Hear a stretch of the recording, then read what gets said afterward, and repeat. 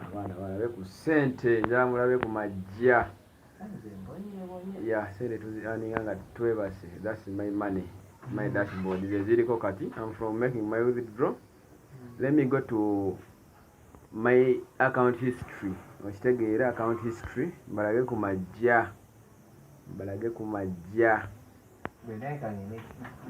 okiraba is a bro mufunye ekyebiri wano mutunulire dates bulungi tukikuba. I just got the article 20, the same today, the article 40 kitegeera. So I just started joining the company not so long. Okiraba bulungi nti kiri so marvelous, kiri promising. Zonna no sense kitegeera.